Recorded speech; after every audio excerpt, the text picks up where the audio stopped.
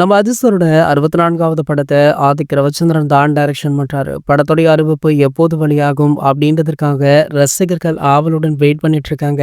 இதனிடையில car ரேசிங்ல பிஸியாக இருக்கும் AK அவர்கள் அவ்வப்போது கொடுத்து வரும் பேட்டிகள்ல சோஷியல் மீடியாக்கள்ல செம ட்ரெண்டிங்குமே ஆகிட்டு இருக்கு. இந்த நிலையில ஏகே 64 படத்துல பிரபல நடிகர்கள் இணைந்துள்ளதாக தகவல் வெளியாகி அனைவரையுமே உற்சாகப்படுத்தி இருக்கு. ஏகே 64 படம் பற்றி இன்னமுமே அதிகாரப்பூர்வ அறிவிப்பு வெளியாகவில்லை அப்படின்னாலுமே அவ்வப்போது இந்த படம் சம்பந்தமான செய்திகள் சோஷியல் மீடியாக்கள்ல வெளியாவதுண்டு. சோ அந்த வகையில தற்போது இந்த படத்துல நடிப்பதற்காக முன்னணி நடிகர்களிடம் பேச்சுவார்த்தை நடந்துட்டு இருக்கா. இதற்காக விஜய் சேதுபதி, ராகவா லாரன்ஸ் ரெண்டு பேரையுமே இயக்குனர் ஆதிக் ரவிச்சந்திரன் அவர்கள் சமீபத்துல அணுகியிருக்காரா. சோ இவங்க ரெண்டு பேர்ல ஒருவரை எப்படியாவது நடித்து வைத்து விட வேண்டும் அப்படின்னு ஆதிக் ரவிச்சந்திரன் அவர்கள் முயற்சி பண்ணிட்டு இருக்காரா. அநேகமாக அவங்களுக்கு கதாபாத்திரம் நெகட்டிவ் கலந்த ரோலாக இருக்கலாம் அப்படின்னு சொல்லப்படுது. அப்படி இருந்தாலுமே இந்த படத்துடைய மெயின் வில்லனை பாலிவுட்ல இருந்து இறக்க போவதாக ஆதிக் அவர்கள் சமீபத்துல கூட சொல்லியிருந்தாரு. ஆகையால பாத்தீங்கன்னா இவங்களுடைய கதாபாத்திரம் ஒரு பாசிட்டிவாக கூட இருக்கலாம் அப்படின்ற ஒரு டாக்குமே போயிட்டு இருக்கு. சோ